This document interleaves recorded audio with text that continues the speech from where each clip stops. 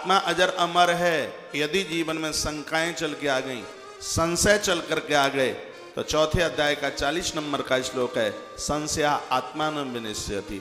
ये संशय तो आत्मा का भी हनन कर डालते हैं। इसलिए इस पवित्र व्यासपीठ से मैं निवेदन करना चाहूंगा, एक दूसरे के प्रति आप झूठ न बोलें। यही आपके जीवन का राम है। राम की परिभाषा इतनी सी नहीं है जो धनुष बाण लिए हुए हैं।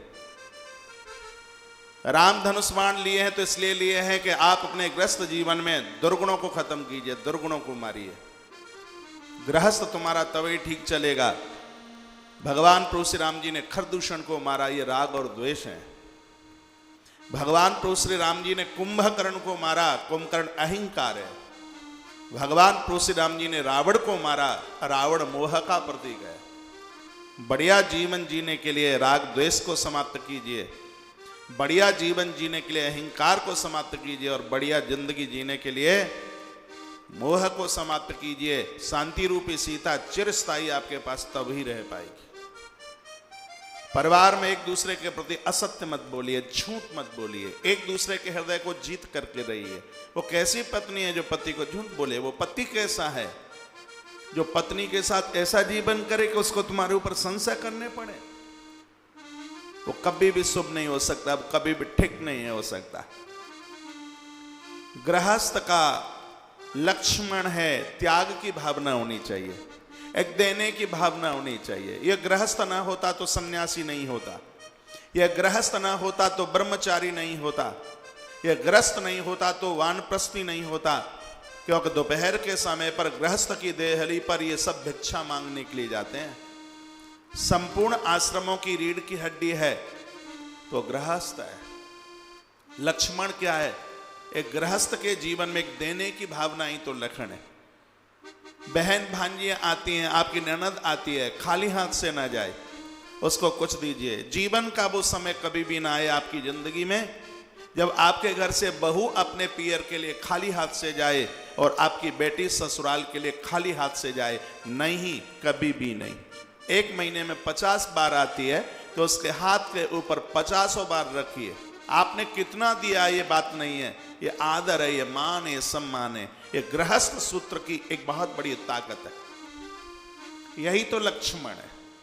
तीसरी बात मैं निवेदन करना चाहूंगा, सुख और दुख ये दो पहलू हैं जीवन के। अमावस्या के बाद पूर्णमासी है, रात्रि के बाद फिर सुबेरा है। आज दुख है, कल सुख भी चल करके आएगा। कितनी भी दिक्कत परेशानी चल करके आवे, शांति रूपी सीता को मन छोड़ना अपने जीवन से। ये अयोध्या कांड की कथा का यह सार है। सत्य है, समर्पण और शांति, ये मानस का एक आधार है और उसी की हम चर्चा कर रहे हैं। कल आप सुन रहे थे श्री सुमंत्र, इनका नाम सुमंत्र है। सुमंत्र इनका नाम क्यों है? इनका जन्म अयोध्या में ही हुआ है। सुमंत्र का जो 7 सेक्रेटरी हैं महाराज दशरथ के, पद्म पुराण में 7 के नाम हैं, उनमें सुमंत्र प्रमुख हैं।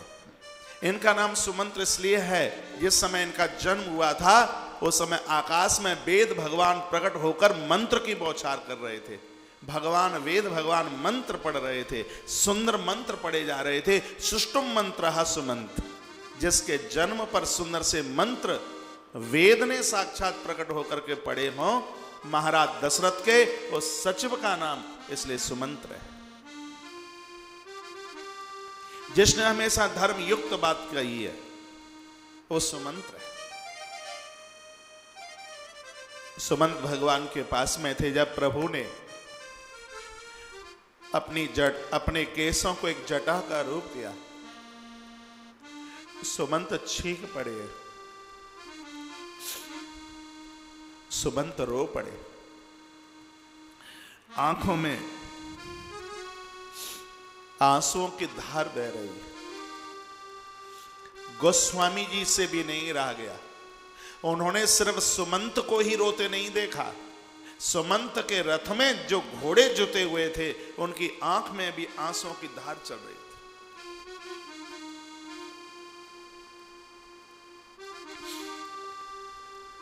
जासु वियोग विकल पशु ऐसे, प्रजा मातु पितु जियै कैसे।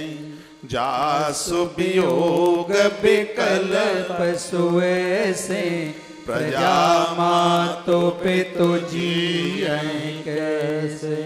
जासु वियोग विकल पशु ऐसे, प्रजा मातु पितु जियै कैसे। जासु वियोग विकल पशु ऐसे, प्रजा मातु पितु जियै कैसे। सुमंत जाने को तैयार नहीं, आंख में आंसू हैं, घोड़े रो रहे हैं। भगवान ने बड़ी जबरदस्ती से बरबस शब्द लिखा है, बहुत जबरदस्ती से। बरबस राम सुमंत्र पठाए, सुर सर तीर आपो तब आए। टीवी के माध्यम से इस कथा को सुनने वाले भक्त लोग, यदि आपके घर में रामायण नहीं है तो हम हिंदू सनातनी लोगों के लिए शुभ नहीं है, क्योंकि मुसलमान अपने घर में कुरान रखता है, ईसाई भाई अपने घर में रखता है वह है बाइबल।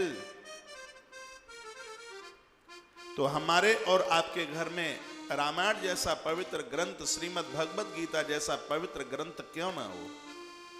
और इस अयोध्या कांड की कथा में एक एक चौपाई को पढ़ के अर्थ किया जा रहा है। इस समय हम दोहा नंबर 99 के नीचे हैं।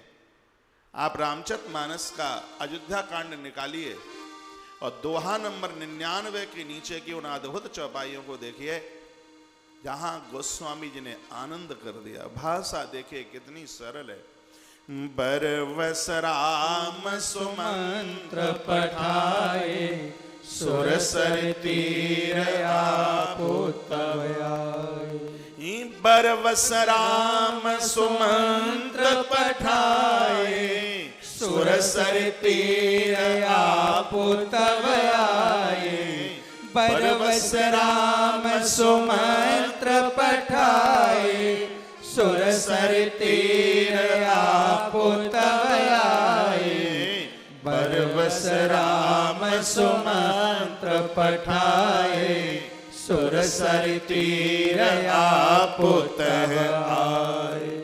बड़े बरबसता के साथ में, बहुत जबरदस्ती से हाथ जोड़कर मेरे प्रभु श्री राम जी ने आज श्री सुमंत जी को उधर विदा किया और भगवान गंगा घाट चल करके आ गए। यहां से आज की कथा शुरू होती है। गंगा के किनारे पर एक ऐसा भक्त है जिसको किसी भी प्रकार की सकामता नहीं है। उस भक्त का नाम केवट है। आज की बात को मैं यहां से आरंभ करता हूं कि भक्त किसे कहते हैं। भक्त किसे कहते हैं? भक्त किसे